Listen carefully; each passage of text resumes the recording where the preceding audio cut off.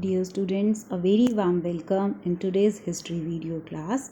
In previous two videos, you have learned how Cholas emerged as rulers during the medieval period. You also have learned about the splendid temples and bronze sculptures which were made during their reign. You have come to learn about the agriculture and irrigation facilities provided to their subjects by the Chola rulers. In today's video, you will learn about the administration of the empire.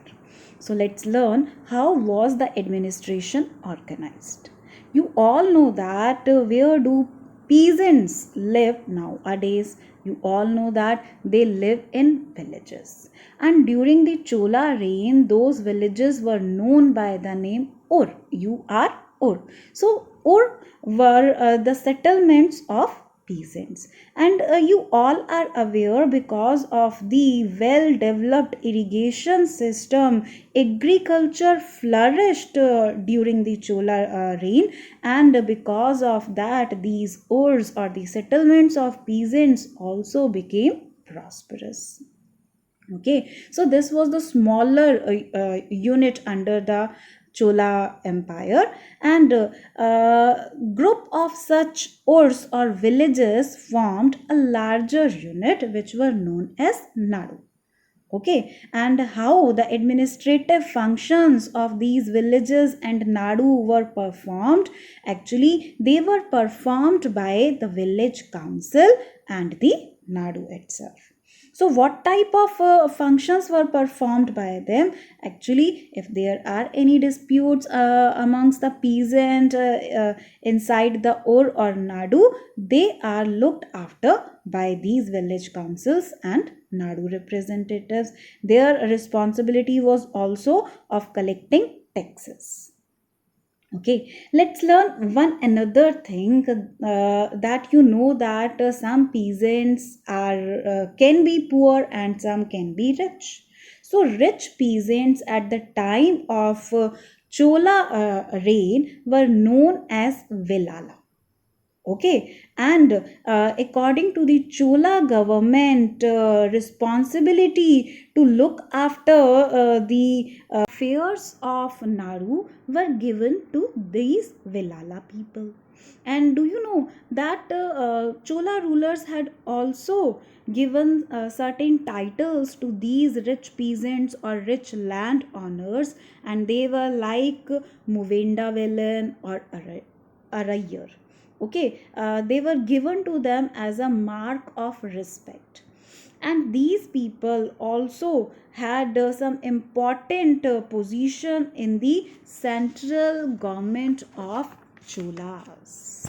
Okay, let's learn कि what different types of land were available there under the Chola Empire, and how do we come to know about these different categories of land? We come to know about them through different Chola inscriptions. Okay, as I have told you that rich peasants or the rich land owners belong to Vellela caste, and the land that they owned was known as Vilan Vagai, because they were known Brahmin peasants na. That's why the land given to them, or they had the land, was known as Velan Vagai. You have learned in previous videos that rulers used to grant land as a gift to Brahmins. That land was known by the name Brahmadaya, because that was given to Brahmin. Brahmin ko diya hua Brahmadaya. And the land that was given to the schools, that was known as Shala Bhoga. Okay, schools are known by the name pathshala in Hindi. ठीक है, तो वो शाला के भोग के लिए जो लैंड दी जाती थी, that was known as the Shala Bhoga. देवदाना, देवताओं के लिए जो लैंड गिफ्ट की गई है टेम्पल्स को, that was known as Devadana. And another type of land that was donated to Jaina institutions was known as Palichandam. Okay, So you have come to know about different categories of land under the Chola Empire. Now let's learn how the administration was done in villages as well as in the towns. So you know that the land that was granted to Brahmins was known as Brahmadaya. Okay, and most of the Brahmins were settled nearby the Kaveri Valley, because the land area of Kaveri region were granted as Brahmadaya to the Brahmins by the Chola rulers. Now, something or some assembly is required to look after the land. Okay, so what was done to look after that Brahmadaya or the land that was granted to different Brahmins? So, all those prominent Brahmins who were landholders, they formed an assembly to look after the land, and that assembly was known as Sabha.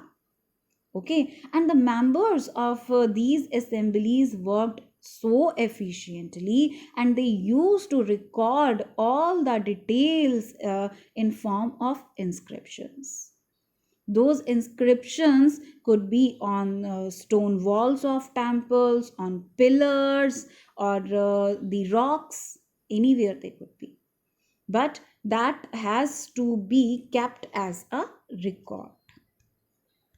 That was about how the land was looked after or the administration was done in the villages.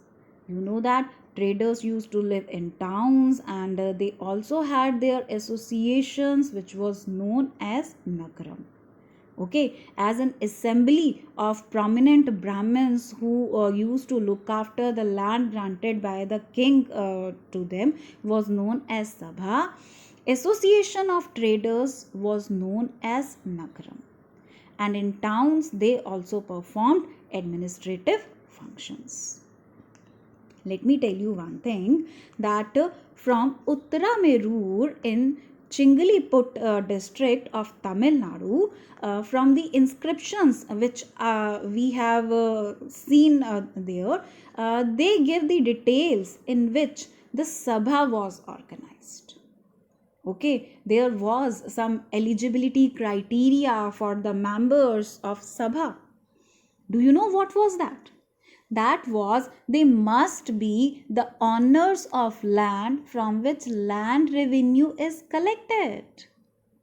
Okay, they must have their own homes, and they must be in between the age of 35 to 70 years.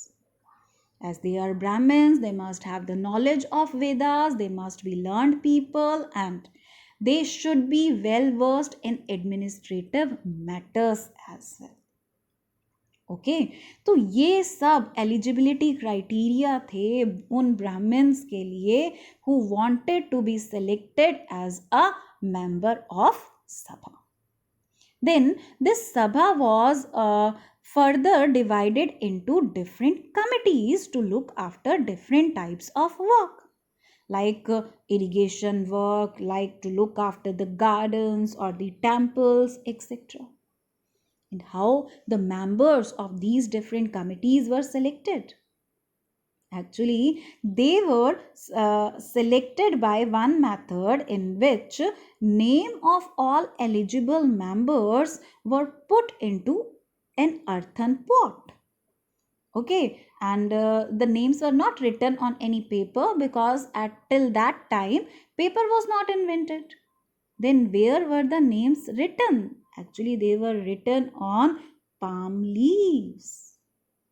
Okay, some small tickets were made of those palm leaf on which the names of different eligible members were written. Then those tickets were put into an earthen pot, and any young boy was asked to take out the ticket. And by that it was decided that who will be part of which committee. I hope you must have understood that how the administration was looked after under the Chola Empire. That's all for this video. Thank you for watching. Have a nice day.